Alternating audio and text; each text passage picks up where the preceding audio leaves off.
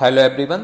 SSC का notice आपने देख ही लिया होगा या फिर अदर टीचर्स की वीडियो भी देख ली होंगी, जिसमें बताया गया है कि आपका जो CHSL का एग्ज़ाम होने वाला है वो अक्टूबर मंथ के लास्ट वीक में होने वाला है, यानी कि अब से करीब एक मंथ और अप्रॉक्स माने तो सिर्फ 25 दिन आपके पास हैं। तो इन 25 दिन में क्या करें कि अपनी प्रिपरेशन को नेक्स्ट लेवल पे ले जा सकें। मैं ये बिल्कुल भी नहीं बोल रहा कि सिर्फ आप 25 दिन पढ़ेंगे और आपका सिलेक्शन हो जाएगा। यदि आपने साल भर से मेहनत की है तभी ये वीडियो देखिएगा। तो स्टार्ट करते हैं बिना किसी डिले के। सो फर्स्ट थिंग इज कि आपको अपना एटीट्यूड इन दिनों में पॉजिटिव बनाए रखना है, कि नेगेटिव बातें बिल्कुल भी नहीं सोचना है कि ये होगा, ऐसा होगा, वैसा होगा, ये हो गया तो क्या हो जाएगा। ऐसी बातें बिल्कुल भी दिमाग में नहीं लाना है। यदि पॉजिटिव एटीट्यूड बनाए रखेंगे तो आपके अंदर एंजाइटी वगैरह भी नहीं आएगी। थोड़ी बहुत एंजाइटी होना बनता है, क्योंकि यदि आपने पढ़ा होगा तो एंजाइटी होना स्वाभाविक है, बट इसको नेगेटिव वे में नहीं होने देना है कि आप बिल्कुल ज़्यादा टेंशन लेने लगें जिससे आपकी स्टडी डिस्टर्ब हो। So this is first thing. Next thing is कि आपको अपना शेड्यूल आज ही तैयार कर लेना है कि हम नेक्स्ट 25 डे में क्या करने वाले हैं। मैं एक टाइप से ओवरव्यू आपको दे दूंगा, बट रिजिड नहीं है कि आपको सिर्फ यही फॉलो करना है। आपकी जो कमजोरियां हैं, आपकी जो स्ट्रॉन्ग पॉइंट हैं, उनको देख के आपको अपना नेक्स्ट शेड्यूल तैयार करना है। एंड नेक्स्ट थिंग, अपनी हेल्थ का ध्यान रखना है। इसके अलावा बाकी चीज़ें और होती हैं कि ये करिए वो करिए, खैर वो कुछ ज़रूरी नहीं है। तो डायरेक्ट हम बढ़ते हैं सब्जेक्ट वाइज कि आपको किस सब्जेक्ट में क्या क्या कवर करना है। सो सबसे पहले स्टार्ट करते हैं इंग्लिश से। इंग्लिश देखो, आपके पास मान लेते हैं कि 25 डेज हैं, ठीक है। तो इंग्लिश में सबसे पहले 10 डेज ग्रामर एंड जो एरर वाले क्वेश्चन होते हैं वो प्रैक्टिस करिए, और daily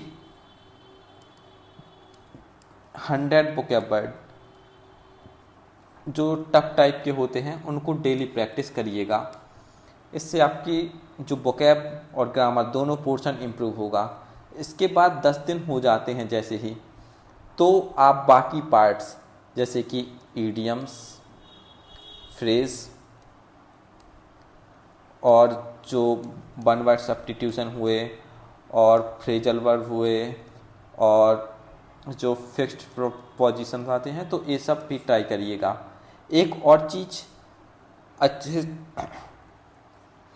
cheese cloze test and जो PQRS होते हैं, यानी कि सेंटेंस रीअरेंजमेंट, इनको भी अच्छे से प्रैक्टिस कर लीजिएगा, क्योंकि ऐसा मैंने सुना है कि थोड़े बहुत लेंदी पैराग्राफ वगैरह आ रहे हैं, तो अच्छे से प्रैक्टिस कर लीजिएगा।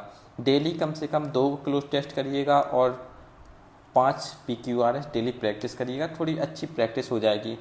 इसके लिए आप इंग्लिश माध्यम ऐप है जो, उसका यूज कर सकते हैं। उसमें इसकी प्रैक्टिस के लिए क्वेश्चन मिल जाते हैं। एक और चीज़ जो आपको करना है वो है पैसेज। डेली कम से कम एक पैसेज सॉल्व करिए, क्योंकि हो सकता है कि आपके एग्जाम में देखने के लिए मिल जाएं। तो इतना सब आपको कंप्लीट करना है इंग्लिश में, और इसका अपने हिसाब से शेड्यूल बना लीजिए कि आपके पास कितना, लेकिन ये डेली आपको करना है 25 दिन ही कि 100 वोकैब आपको पढ़ना है। देखो, ये सब ऐसा नहीं है कि आपको याद करना है, क्योंकि आप पहले से पढ़ते आ रहे हो तो याद काफ़ी चीज़ें होंगी। सिर्फ आपको रिवीजन के लिए बोला है कि ये रिवाइज कर लेना है। नेक्स्ट है मैथ्स। देखो, मैथ्स में ऐसा है कि आप पहले से प्रैक्टिस करते आ रहे हो तो आपकी प्रैक्टिस होगी ही।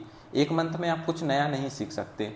जो आपने पढ़ा है उसके फॉर्मूला, इम्पोर्टेंट फार्मूले होते हैं जो अक्सर भूल जाते हैं, जैसे कि जियोमेट्री वगैरह के, अलजेब्रा वगैरह के टफ फार्मूले हुए, तो उनको रिवाइज करते रहिए प्रॉपरली। और सेकेंड चीज़ जो आपको करना है वह है कि डेली 20 कैलकुलेशन क्वेश्चन सॉल्व करिए, जिससे आपकी कैलकुलेशन थोड़ी बहुत फास्ट हो सके और एग्ज़ाम में आपको हेल्प मिल सके। एक और चीज़ ऐड करूं तो जो इम्पोर्टेंट परसेंटेज कन्वर्जन रेशियो होते हैं, इम्पोर्टेंट स्क्वायर, या फिर देखो स्क्वायर आपको 1 से 40 तक याद होना चाहिए, जो क्यूब होते हैं वो 1 से 30 तक, ये इसको 1 से 50 तक ही कर लीजिए, ठीक है। और टेबल कम से कम 20 तक याद ही रहनी चाहिए। तो ये सब भी। एंड एक और चीज़ आप चाहो तो ऐड कर सकते हो, वो है कि एक सेक्शनल मॉक दीजिए, जिससे आपकी थोड़ी बहुत स्पीड इम्प्रूव होगी। मैथ्स में सिर्फ मैथ्स के लिए मैं बोल रहा हूँ कि डेली एक सेक्शनल, और बाकी फुल मॉक है तो फुल मॉक तो डेली लगाते रहिए, डेली एक आपको फुल मॉक देना। और यदि आपको समझ में नहीं आ रहा है कि मॉक टेस्ट आखिर कहाँ लगाएं, तो इसके लिए आप जो टेक्स्ट बुक है उस प्लेटफॉर्म का यूज कर सकते हो। इस पे अभी नवरात्रि के उपलक्ष्य में ज्ञान रात्रि सेल करके चल रहा है ऑफर, जिसमें 27 से 13 सितंबर तक आप जो इसका टेक्स्ट बुक का ईयरली पास प्रो है buy only 351 rupees and yearly pass pro max only 439 rupees में परचेज कर सकते हो। ऑफर अवेल करने के लिए आप मेरा कूपन कोड AIR01 यूज कर सकते हैं और डिस्काउंटेड प्राइस पे आपको ये अवेलेबल हो जाएगा। इसमें आपको न्यू पैटर्न पे बेस्ड क्वेश्चंस वगैरह भी मिल जाएंगे, जिससे आपकी प्रैक्टिस नेक्स्ट लेवल पे पहुंच जाएगी। बढ़ते हैं आगे। Next is reasoning. रीजनिंग में सिर्फ 2 ही चीज़ें सजेस्ट करूंगा।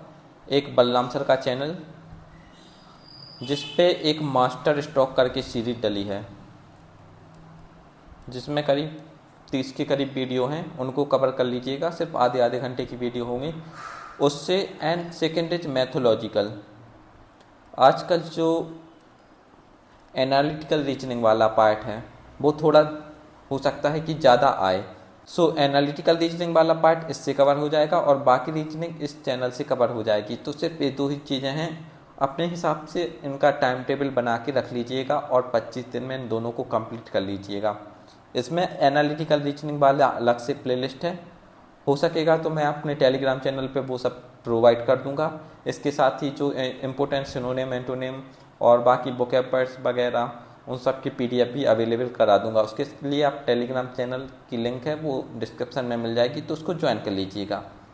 Next and most important part GK। अब GK में काफ़ी स्टूडेंट को दिक्कत आती है, तो इसके लिए मैं अलग से बना रखा हूँ, आपके लिए शेड्यूल भी बना दिया है। फर्स्ट 3 दिन आपको क्या करना है, हिस्ट्री कवर करना है। हिस्ट्री में 3 पार्ट होते हैं, एक एंशिएंट, एक मिडिवल एंड मॉडर्न। तो 3 दिन में एक एक करके आप इनको कवर कर सकते हैं। नेक्स्ट 2 डेज में आपको करना है जियोग्राफी कंप्लीट। अगले 3 दिन आपको पॉलिटी करना है एंड नेक्स्ट 2 डेज आपको करना है इकोनॉमिक्स। इसके बाद 2 दिन आपको करना है बायो एंड इसके बाद 1 दिन फिजिक्स एंड 1 दिन केमिस्ट्री। तो ये हुआ आपका शेड्यूल GK का। ओके, तो ये करीब 3 2 5 3 8 2 10 11 12 13 14 दिन ये हो गए। तो ये 14 दिन कंप्लीट होने के बाद आपके पास करीब 10 दिन और बचेंगे। तो 10 दिन में ट्राई करिए कि एक बार और बहुत फास्ट वे में इनका डिवीजन हो जाए। अब कुछ और इम्पोर्टेंट चीज़ें हैं वो मैं आपको बता देता हूँ, जैसे इम्पोर्टेंट स्टैटिक GK वाले क्वेश्चंस हुए या फिर करंट अफेयर वाला सेक्शन। तो उसके लिए मैंने अलग से लिख रखा है इधर पे। तो देखो स्टैटिक GK वाला पार्ट इतना सारा, ये आप स्क्रीनशॉट ले सकते हैं या फिर मैं इसकी भी PDF वगैरह आपको प्रोवाइड करा दूंगा। नेक्स्ट रहा ए बहुत छोटे छोटे से टॉपिक हैं, लेकिन इनसे क्वेश्चंस काफ़ी ज़्यादा पूछे जाते हैं SSC में, तो आप इनको एक बार देख के चाहिएगा ज़रूर, ठीक है। नेक्स्ट करंट अफेयर्स, तो डेली आप देखो इनकी PDF आपको मिल जाएगी। जो इंडोलॉगस चैनल है उस पर लगभग सभी टॉपिक्स की आपको PDF मिल जाएगी इनकी करंट अफेयर के लिए। तो इनको डेली एक एक करके PDF या फिर 2 दिन में एक करके देखते रहिएगा। ये इम्पोर्टेंट चीज़ें मैं लिख रखा हूँ, इनको भी कंप्लीट कर लीजिएगा, ठीक है। तो इसी के साथ thank you for joining us in this session. उम्मीद है आपको हेल्पफुल रहेगा और अच्छे मार्क आप ज़रूर स्कोर कर पाएंगे। बाकी खुद पे भरोसा रखिए, आपने मेहनत की है तो ज़रूर आप क्लियर कर लेंगे। Thank you everyone.